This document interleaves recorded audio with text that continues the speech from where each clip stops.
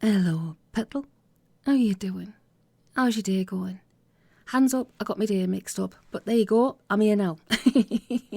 Today we are going to be doing Chapter 2 of Life, Liberty and the Pursuit of Sausages by our favourite Mr. Thomas Holt. Tom Holt is an absolute legend. Now, we've already got the 8 Reindeer of the Apocalypse on the playlist, and I will reorganise the playlist when it's complete. But for now, at least we know this will be the last one of that particular series, and then we shall stroll on, toddle on, bimble on, which way you like to put it, to the next series that you choose, or we'll do the standalones. It's really up to you guys what we will do. So, of course, I'm still taking suggestions, and there's been some good ones so far. Also, Rose made an amazing suggestion about tell us your funniest holiday story. I've already received one exceptional one, which had me chuckling away. I've got me on, as you know, and I'll do a little series of those little shorts, and I'll read them out to you. A la Reddit style. Yes, so we shall see. Because everybody's doing Reddit stories, which is awesome, which is fantastic. But, because so many people are doing it, let's do something different here. I digress. How are you doing, though? Let me know in the comments. As always, if you can leave a comment, leave a like if you enjoy this. Share and subscribe if you feel like it, but don't worry if you don't. But if you do enjoy it and you want to be notified of the instant premieres, which I do as soon as I've recorded them, please hit the notifications bell and you'll get a little bing bing hi, to let you know that the next chapter's up. Right then, my lovely beans. Shall we crack on with Chapter 2 of Life, Liberty and the Pursuit of Sausages, G.A.W. Wells & Co., Book 7. Always a pleasure to talk to his sister, he thought, as he put the receiver back on its cradle. Hearing about her life always made him feel so good about his own. That kind of unsolicited affirmation is beyond price. He grinned as he looked around, caught sight of his trousers. They'd tried to burrow under a pile of discarded sheets, but they'd left a few square inches of grey corduroy sticking out, just like the proverbial ostrich. Retrieved them and pulled them on over his pyjama bottoms. A new day. When he told Polly he was just giving his current work in lack of progress a final polish, he had been stretching the truth just a little. He had 5 of the 7 notes. They were locked in his mind like chunks of steel gripped in the toolmaker's vice. As good as money in the bank. But that still left 2 more to go, and as far as they were concerned, he was standing on the flat plain looking up at the peaks of the Himalayas. He could see where he needed to get to, but... Duh, he thought hopefully, then shook his head. No, completely wrong. He wandered into the kitchen, thinking about breakfast, looked up at the clock, converted breakfast into lunch, opened the fridge door. There was a yoghurt, but when he looked at the date on the foil lid, he decided against it. By now, there was a better-than-average chance that the contents of the pot had evolved into an entirely new form of life, in which case the prime directive applied, and it would be unethical to interfere in its natural course of development. There was a small slab of cheese, but on inspection it proved to be heritage cheese, and since it had lasted so long, it would be a shame not to preserve it intact for future generations. There was a bread roll, which looked rather more hopeful, but when he tried to take it out, it slipped through his fingers, fell on the floor, and shattered into a dozen pieces, which suggested it was probably a little bit on the stale side. Shucks, he thought. I'll have to make do with pasta. Donald Mayer could cook pasta. He was proud of this fact. You put water in a saucepan, you heat it till it starts surging and heaving about, and then you get the plastic bag of little shriveled yellow shapes, which proved to be empty. He frowned. No pasta. Also, while he was on the subject of negativity and things not going right for him, D was just as unsuitable as Da had been, if not more so. Fine. He was hungry. There was no food, and he was 2 notes short of a jingle. Nothing for it. He was going to have to go out. One little room, and everywhere. He couldn't remember where the quotation came from, but it summed up his worldview very neatly. He wasn't afraid of out as such. It didn't bite. That said, he found it hard to work up any enthusiasm for it. A fact of life, one of those things, and he didn't have to like it. It was just there. He sighed, found his shoes, remembered his keys, and made for the door. Something else, whispered a voice in his ear. Ah, yes, the dry cleaning. Must remember to pick up the dry cleaning. He found the ticket on the kitchen shelf. It had got inside the empty drinking chocolate tin, ingenious little devil, and headed out into the world. Bright sunshine. He squinted. Why can't the sun be more like electric light, he often thought. He walked down the street, and as he went he felt the fog inside his mind thin and clear away. Say what you like about out. It was bracing. A leftover from the caveman, he supposed. Outside the cave, you've got to be sharp, alert, or the saber-toothed tigers'll get you. Durr, he hummed. Yes, of course. Perfect. He stopped for a moment and beamed a huge smile at a lady pushing a pram, who stared at him. 6 down, he told himself as he walked on. Just 1 to go. How difficult could 1 note be? The length of Palmerston Crescent and into Harcourt Road. Streets named after dead politicians. He frowned at the thought. Who chose street names anyway? Pasta, milk, bread, cheese, a pizza or 2, and don't forget to pick up the dry cleaning. Just 1 note to go, and then... Of course, the last time he'd been stuck for just 1 note, it had taken him 6 weeks to find it. That said, the note he'd finally come up with had been perfect. Quite possibly the best note of his career so far, and radio listeners from Whitby to Penzance now had that jingle embedded deep in their minds, like a bullet lodged in a wound that can't be extracted without killing the patient. He contemplated then felt ashamed of himself for even considering it. Down Evelyn Street into Clevedon Road, where the shops were, into the corner shop. Pasta, milk, bread, cheese, pizza, and a special treat, a 6-pack of toilet rolls, then the video library, but Blood Frenzy 4 wasn't out yet. Shame. And then the dry cleaners. Afternoon, he said to the woman behind the counter. Overcoat and a pair of trousers, may I? She nodded. Got the ticket? Yes, he replied proudly, and gave it to her. She looked at it, then turned to the rack and unhooked a shiny plastic-wrapped hanger. That'll be $12.75, please, she said. He paid, thanked her nicely, and went home, just missing the rain. The first thing he did was write down the newly captured note. Dum, diddy, diddle-der, but no dice. Sometimes it worked like that. Hum what you've already got, and the rest just happens. Not this time, however. He sighed and put his shopping in the fridge. Just 1 lousy note and he could relax for a month. All in all, it was a good life, but he could really do without the pressure. He fitted himself into his armchair, which long use had moulded to the contours of his body, and gave his mind to what Polly had told him. Intriguing. Obviously, she wasn't really losing her marbles. He could rule that out straight away. His sister was a curious kind of life form in many ways. Conventional, driven, insecure, plagued by a whole load of those nasty little Easter eggs programmed into human software to slow it down and screw it up.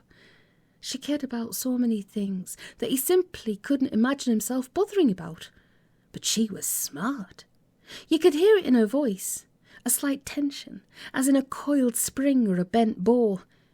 I'm way ahead of you, it signified, but I'm too polite to leave you behind, so please think faster. It had always been something of a mixed blessing.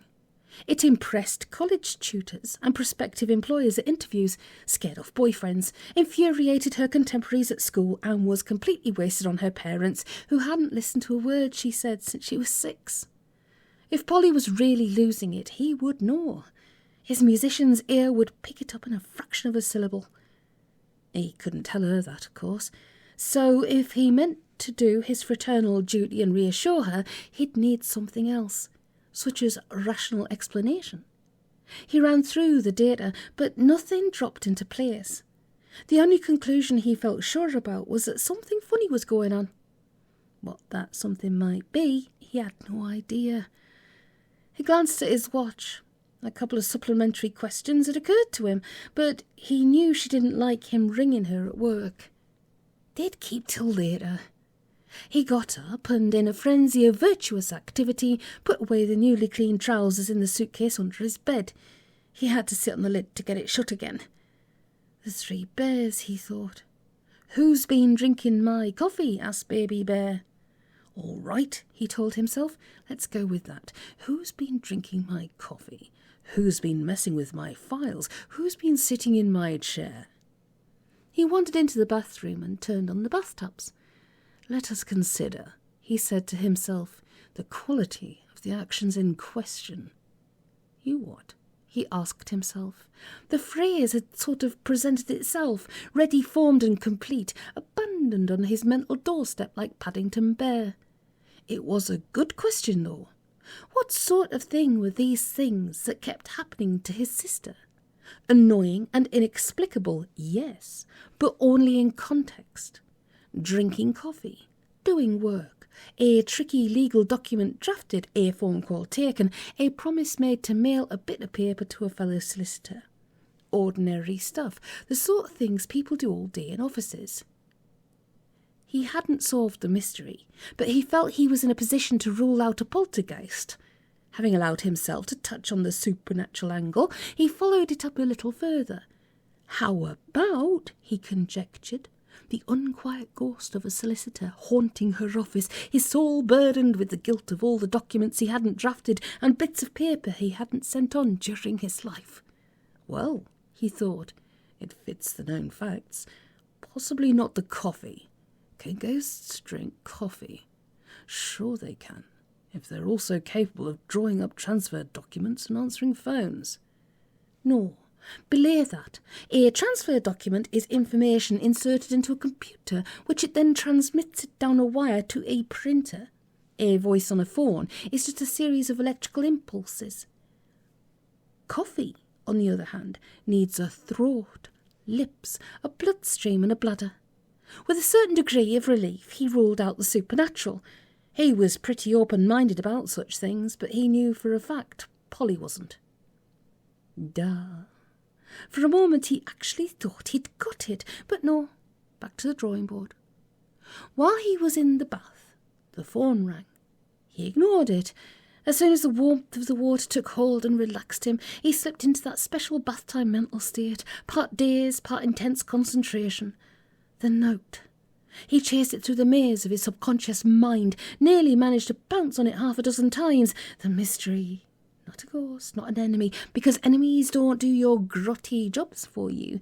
Not a friend either, because friends don't drink your coffee. Maybe she was going on the twist after all. Eventually he snapped out of it and realised that the water was stone cold. He got out, looked for a towel, couldn't find one, and dried himself off with the bath mat. His newly cleaned overcoat was hanging behind the door, still in its plastic wrapping. He frowned at it. There was a case to be made, he knew, for saying he was in danger of degenerating into a slob.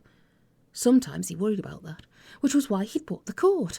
It was smart, navy blue, 100% pure wool, dry clean only, and he wore it when he went out into the world for important meetings with clients, agents and other grown-ups.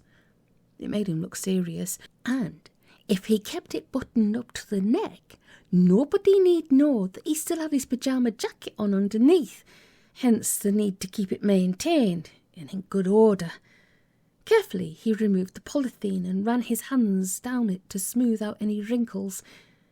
2/3 of the way down, he paused. There was something in one of the pockets. There hadn't been when he took it in to be cleaned. He was punctilious about it. Don't leave anything in your overcoat pocket. It was the only bit of advice his father had given him which he'd ever taken any notice of. It'll stretch your fabric and spoil it. Clearly the idiots at the cleaners didn't know that. If they'd ruined his beautiful coat, they'd be hearing from his lawyers.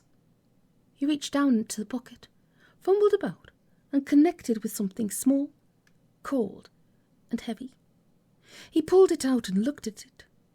Odd, he thought.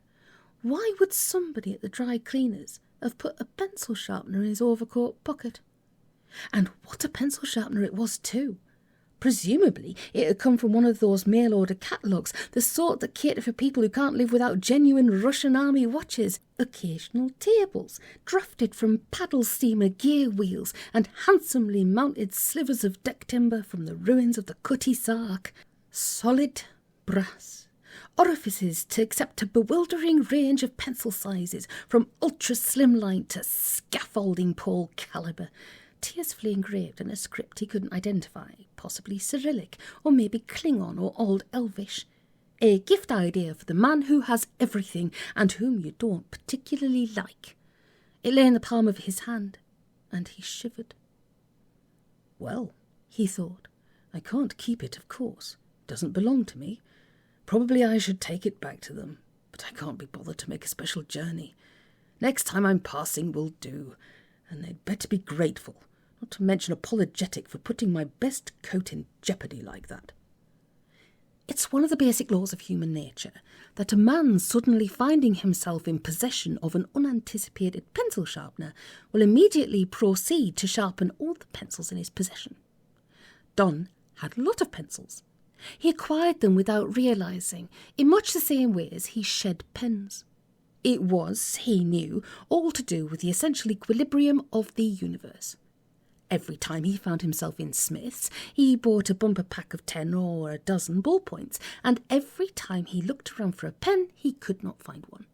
Instead, there would be a pencil, broken or worn down to a stub, and he knew for a fact he hadn't bought a pencil since he'd left school. No matter.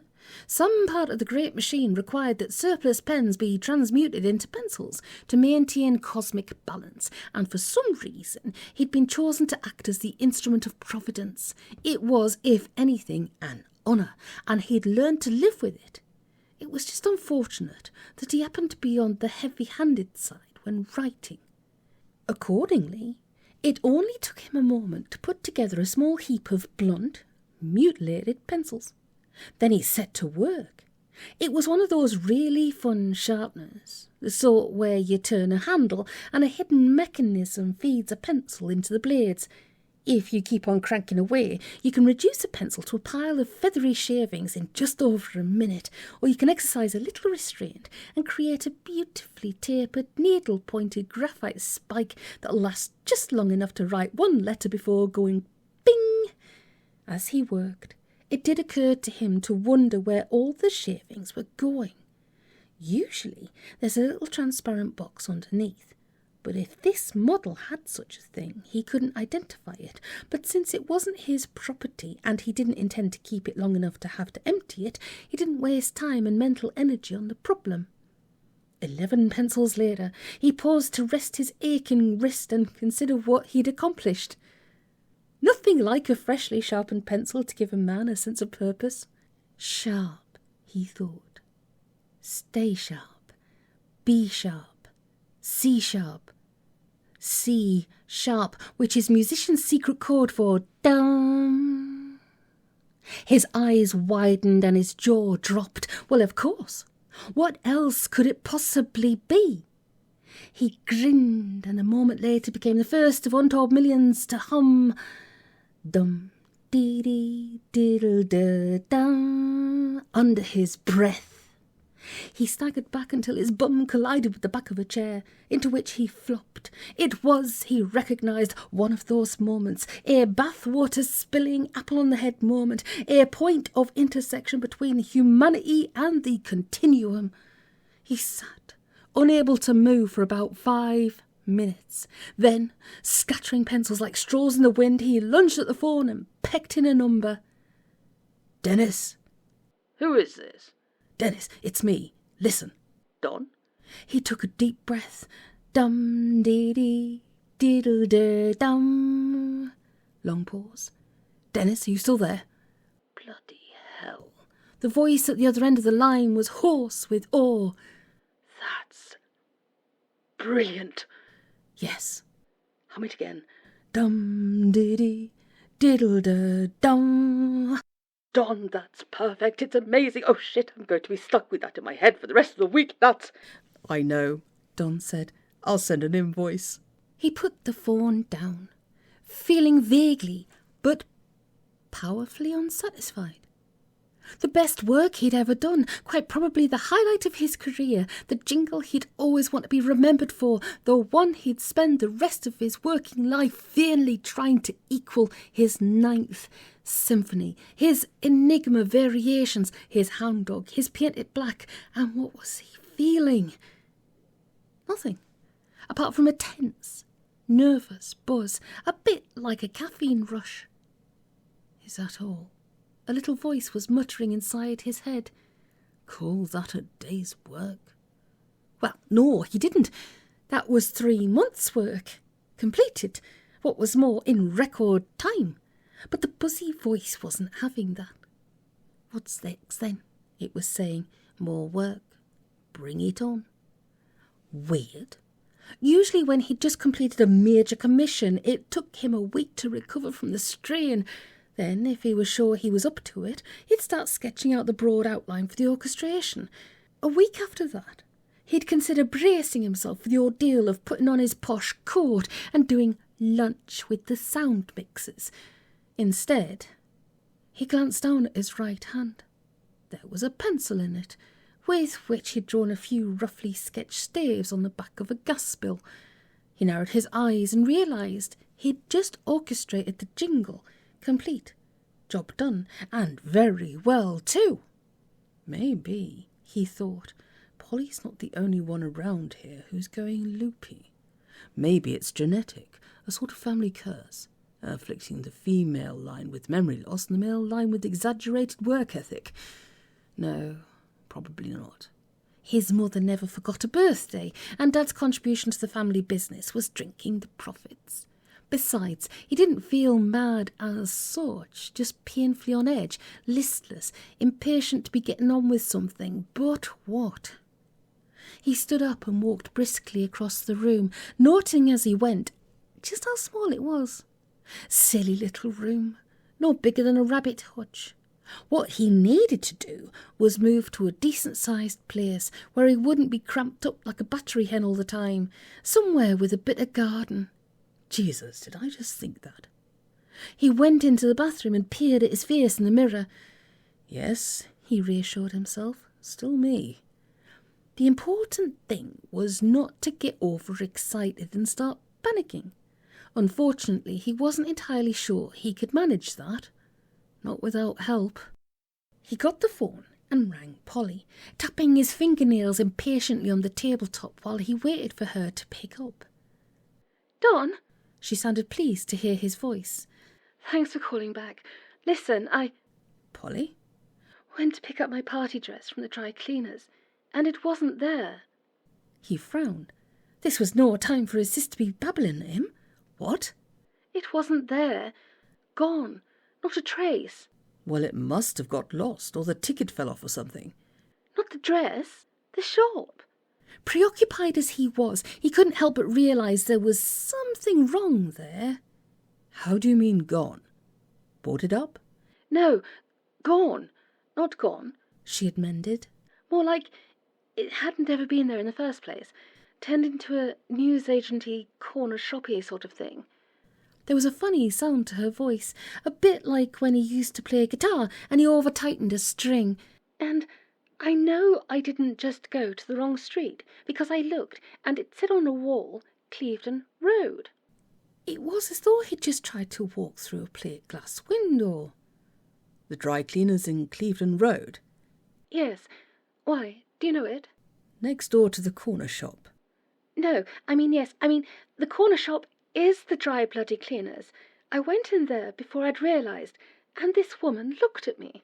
His throat was unaccountably lagged with wire wool. When was this? What? Oh, about 6-ish, I suppose. Why? Calm, he thought. Rational explanations. because I was in there around lunchtime. Oh, which one? The cleaners or the corner shop place? Both. A long silence. Then Don said, Have you still got the ticket? The what? The ticket, he said rather louder than he'd intended. the dry cleaning ticket with your name and a number and, he added firmly, the name and address of the shop. Oh, Well? hold on. Clunk. She dropped the phone. A very long 90 seconds then. Yes, I've got it right here. It's green, it says 46, then Mayor in handwriting, and on the back, Yes? Speedy Clean, 16 Clevedon Road. She chirped triumphantly. Oh, thank God for that. I was so worried. He closed his eyes. But you're not now. Well, no, because it means I didn't just... I mean, I wasn't just imagining. I see. He said grimly. A dry cleaner's vanishes into thin air, but you're not particularly fussed about that. Sort of thing that happens every day of the week, in fact. What it means, She replied sharply. is that I'm not going mad, like I thought it was. Sorry if my overwhelming relief offends you in any way. And the shop vanishing. That's all right, is it? What? Oh, I'm sure there's a perfectly rational explanation. If only... Such as? I don't know, do I? She replied irritably. Presumably, they closed down and someone else moved in. To be perfectly honest, I'm not all that interested. He breathed out heavily through his nose before replying. It was there at lunchtime, he said. They must have worked bloody fast to have removed every last trace of it by 6 o'clock this evening. So they must, she said. Polish shop fitters, probably. They don't hang about. Anyway, that's none of my business. Thanks, Don. I'd got myself into a real state. He realised he was starting to hyperventilate. Quite all right, He muttered. That's what I like about you. She went on happily. You're so calm about things. Honestly, I'd never have thought of the ticket. It's so obvious, but it just didn't occur to me. It must be marvellous to have a rational, unflappable mind like yours. He made a sort of grunting noise. Anyhow, She went on, sounding much more relaxed. how's everything otherwise? Got your jingle finished? Sarcastically said, so he took a certain small pleasure in replying, Yes, actually. Wow, quick work. A sudden flash of inspiration. Well, there you go. I guess you'd better go and lie down in complete darkness with an ice pack on your head. Can't risk your brain overheating. A drop of moisture fell on the back of his hand. Sweat from his forehead. Ha ha, he said. Very funny. How about you? Looking forward to your darts match? Growling noise then. Oh, hell. I haven't got my dress. The one I was going to wear. Indeed. Down, She said violently. They've got no right to do that. Close down the business when they've still got my stuff. Now what am I supposed to do? He felt a smile crawling over his face. Search me, he said. Doesn't it strike you as a little bit odd, though? Don't know about odd. Bloody annoying. That was an expensive dress, and I'm buggered if I'm going to waste time and money getting another one just for a stupid office darts match. Quite. Totally unreasonable, if you ask me. Oh, stop sounding so bloody magisterial. Look, She went on quickly. you can't do me a favour, can you? Only I can't get away. Could you go round there, see if you can find out what happened to the dry cleaners and where my stuff could have got to? You could ask the people next door. They're bound to know. Or they could give you the name of the estate agent or the solicitors. Go on. She added, as he hesitated to reply. You've got time on your hands. Now you've finished your jingle. I don't know, He said, trying to sound like he meant it. I've got a lot of other stuff on right now. I mean, there's a job for Radio West. I'm already late with that. That's okay. She said brightly. You can hum to yourself while you're looking for my dress. Come on, Dawn. It's no big deal, and I can't go to this ridiculous darts thing in my office clothes, and I definitely can't wear anything nice, or they'll think I'm a complete loser. Please. He overdid the sigh a little. All right. I'll go there in the morning and see what I can find out. No promises, mind. Thanks, Dawn. Call me at the office, not my mobile. See you. He sighed for real as he put down the receiver. Just because he'd been given a second problem didn't necessarily mean the first one had been solved. On the other hand, this new mystery struck him as distinctly more interesting, not to mention rather less threatening than the possibility that there was something wrong with his head.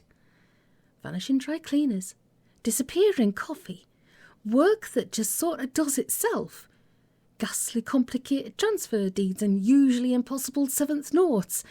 Take 5 minutes or so out of your not particularly busy schedule and sort it out, will you? Because after all, you've got a clear, calm, rational mind that about 3 minutes ago was threatening to boil over and come frothing out through your ears. We can't both be crazy, can we? Jack Tedeschi always insisted on driving, and he was one of those men who believes that paying for parking is like paying for sex, the mark of a loser. Accordingly, they'd been round the block 6 times, and now he was trying to edge his Mercedes convertible into a Fiesta-sized gap. He was a good slow-speed driver, but not nearly as good as he thought he was. Mr. Horse yawned. There's a multi-story about 100 yards down, he said wistfully. I can get in here, no problem, Jack replied through gritted teeth. Just watch that side for me, will you? Sure, you've got about an inch. Shit.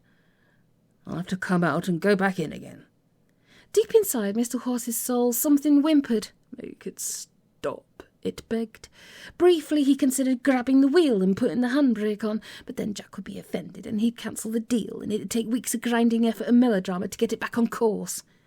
Pleading would not help. Shouting might do the trick, but that would involve an outlay of mental energy he couldn't really justify right now, which left only one option. He closed his eyes. He really didn't want to. For one thing, it always gave him heartburn. For another, there was always the chance that Jack or somebody else would notice, which would lead to complications he really didn't need. Also, there were ethical considerations, though he wasn't too fussed about that side of things at the best of times. On the other hand, if he had to sit here and endure Jack's parking for another minute, his mental comfort would be seriously impaired. Oh, well, he thought. He visualised the road. In front a red Bedford van, behind a blue Discovery, between them a stretch of black tarmac with a stone curb on one side. Centre on that word, stretch. He dug the clawed fingers of his mind into the road's surface until they passed through and gave him a grip. Then he compressed his mental chest and shoulder muscles and slowly began to heave. Gradually did it, to more force, and he'd either rupture himself or tear a hole in the fabric of the continuum, which really would bugger up his day. He felt the molecules of the tarmac begin to stretch as time slowed, congealed, broke up and started to convert itself into energy and then change from energy into space. 6 inches. It doesn't sound like much, but the effort involved was stupendous. He was, after all, shifting 2/3 of a tectonic plate. Next time he was going to have to insist they got a taxi. He felt his strength draining away, and that made him rush the last 6 inches. He felt something give and immediately slackened off. A bit late, but it was only a tiny little fracture, no more than a 1/16 of an inch, if that. Even so, he felt embarrassed and angry with himself for the error in judgment. One of these days he'd get it disastrously wrong, and God only knew what the upshot would be. There you go, Jack said. Told you I'd get in. He opened his eyes. It would, of course, been far simpler just to shrink the car, not to mention far less dangerous, but he hadn't thought of that. He opened his door and got out, and found that his knees were wobbly. Jack, he said, do you realise you've parked in a loading bay? What? Oh, snot, hang on. I'll have to move it or I'll get a ticket, sure as eggs. Fine. Mr. Horse sighed. Tell you what, you carry on. I'll meet you back at the office. I've got a couple of things to do anyway. What he couldn't understand, he mused as he watched Jack winkle the murk back out again, was how it worked. He could stretch the road, he could shrink the car, but he couldn't get rid of the white paint letters that spelt out loading bay. It simply didn't work like that, which was why, he reflected, he was justified in refusing to think of it as magic. If he could do magic, he'd be able to conjure away a few square inches of white paint. Since he couldn't, it plainly wasn't magic. On the whole, he was glad about that. He wasn't sure he'd be able to cope with a universe in which magic was possible. On the other hand, it would be really nice if he could use his mysterious occult powers to infiltrate Jack Tedeschi's mind and radically alter his views about pay and display car parking, but he couldn't. Tried, failed, so it was no good speculating. Anyway, magic would be cheating, and if there was one thing Mr. Huas prided himself on, it was the fact that he'd made his own way in the world without any undue help from anyone or anything. He glanced at his watch. 5:15, which meant that if he was quick, he could drop his lightweight overcoat and the trousers from his charcoal grey suit off at the dry cleaners in Cleveland Road and still be at Jack's office before Jack got there. A familiar pain in his throat and chest. Bloody heartburn again. Jack's fault. He winced and pulled a face, then put it out of his mind. Nothing seemed to work on it. Milk, bicarb, ranitidine, all the stuff they sold in Boots, presumably because it was directly linked to whatever it was, not magic, that he did with the fabric of space and time. Try explaining that to a doctor. Instead, he'd learned to ignore it, or rather pretend to himself that he was ignoring it. Also, his head was aching, and he had pins and needles in both hands, an effect he usually only suffered after a particularly arduous session. Mildly disturbing. What exactly had he done back there? If he turned on the TV news that evening and discovered that Brighton or Reigate had been toppled into the sea, he wouldn't half feel stupid. He handed over the carrier bag with his laundry in, put the ticket away safely in the back of his wallet, and walked briskly up Clevedon Road into Asquith Terrace, where Jack had his office. "Mr. Tedeschi back yet?" he asked the receptionist. No, he wasn't, but if he cared to wait. He grinned, sat down and picked up this month's issue of expensive Holmes, which he hadn't had the chance to look at before. Blue Remembered Hills always took a centre spread in EH. 4 pages of rich colour pictures of the latest development. At the moment, this was Orchard Acres, 75 luxury 4-bedroom eco-friendly rabbit hutches huddled like settlers' wagons encircled against hostile Indians in a crease in the Malvern Hills on the outskirts of picturesque, unspoiled Norton St. Edgar. He considered it, and was pleased with what he saw. True enough, he'd rather sleep in a tent than live in one of those ghastly tacky boxes.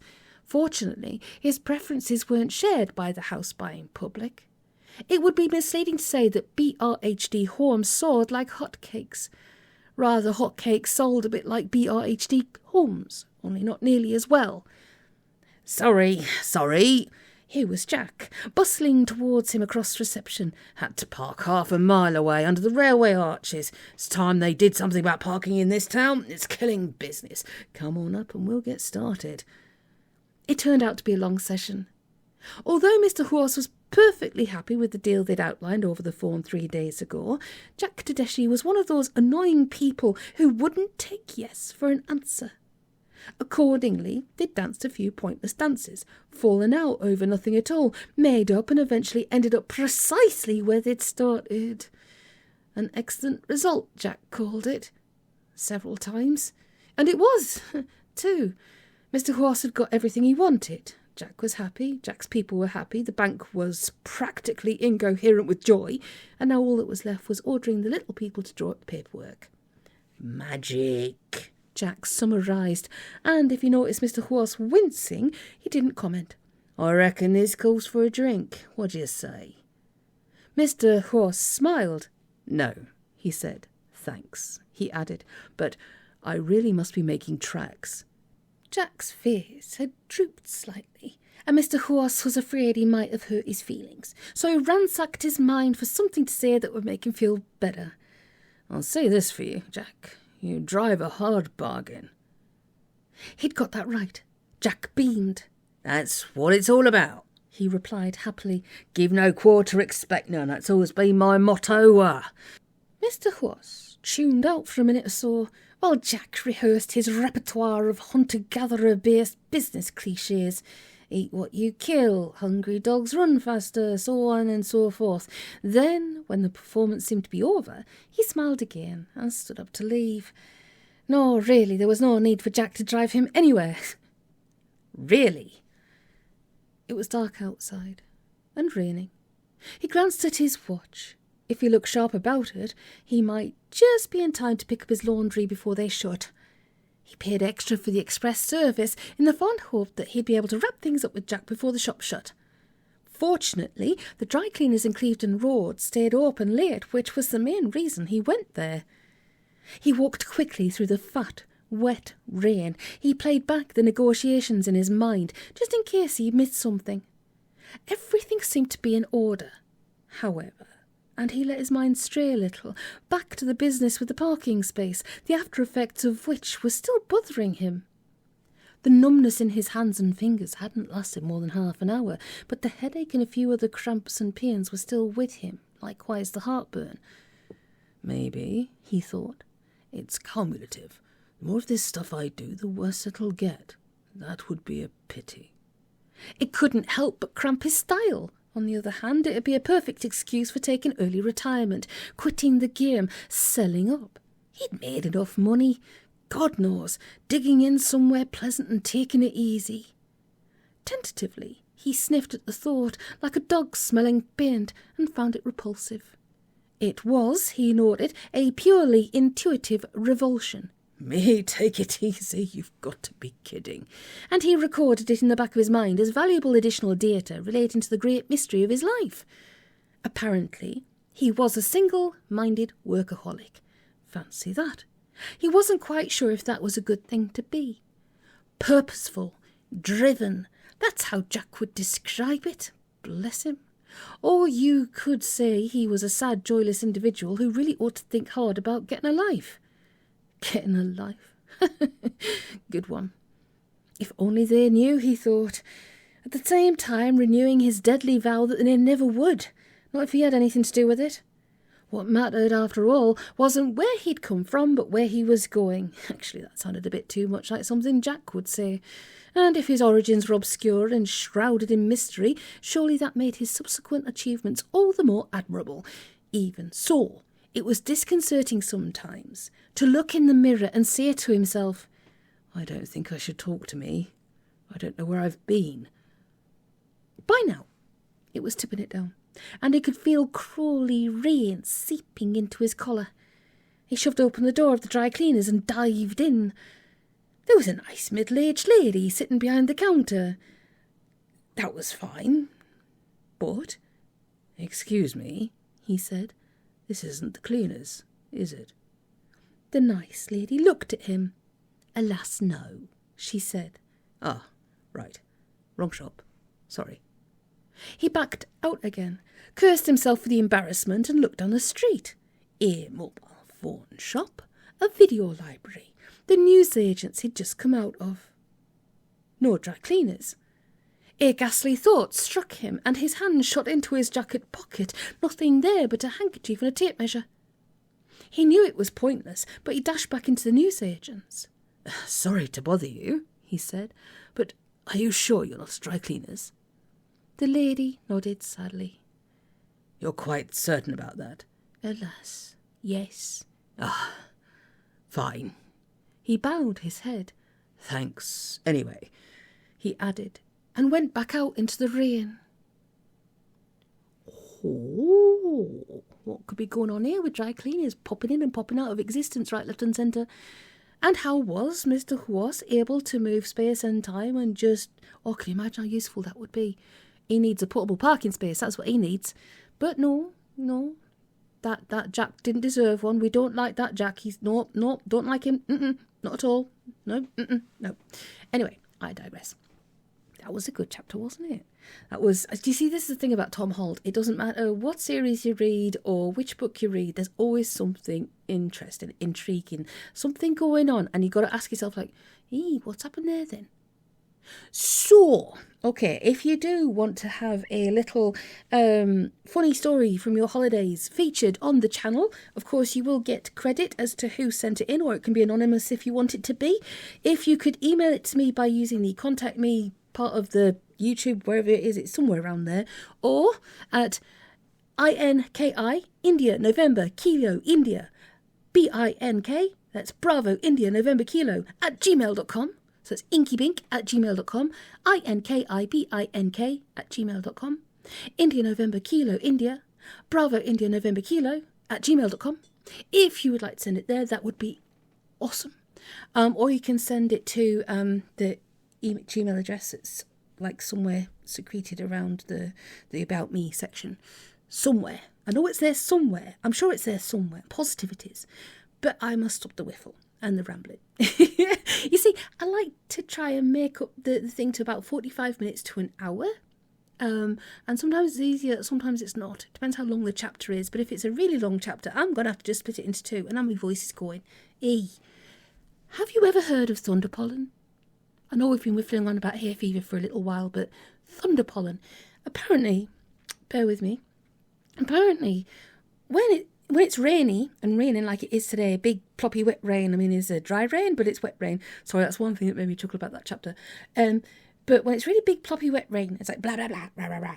And then you got the little pollen going la la la la, and then the big rain goes rah rah rah, and the little pollen's going blah blah blah, and then the big rain goes splish, and then the little pollen goes skaboosh, and it goes into all these little extra molecules and gets finer and finer and finer and finer. So if you do get hay fever, and that you find that when it rains it's worse when it shouldn't be, you think, oh my goodness, it's raining, so ow, my elbow. So like, when it's raining, oh my goodness, that should make the pollen stay on the floor. Oh no. Science and nature has defied you. It's like, you think that rain's going to stop this pollen getting about to where it needs to be? Nuh-uh, not today, sir. We're going to make it so that this pollen can get about to where it needs to go, no matter the weather, rain or shine. As if he's a little milkman from back in the day. I really do need to get out more. Anyway, I hope you enjoyed this chapter. By all means, please leave a comment. Let us know how your weekend's been. Let us know how your week's going to be. It's almost getting up to that time where we're going to start pondering on, are we going to do anything for summer apart from hide in the cellar where it's nice and cool and it's not out in the sunshine. Anyway, Take it easy. Take care of yourself. I'll try and get a chapter in a couple of days' time. And let me know how things are going. As ever, if you can hit the notifications bell if you want to get notified as soon as chapters go up. Hit the like button if you enjoyed the chapter. If you can, share and subscribe. That's awesome. If you don't, I totally get it. It's fine. And most importantly, stay safe. Take it easy. Get good rest. And I'll touch you in a couple of days, Petal. No. And we're still waiting for a new tune. I still haven't thought of one. Maybe I need a jingle. No, I'll ponder on it and get back to you. Stay safe and take it easy.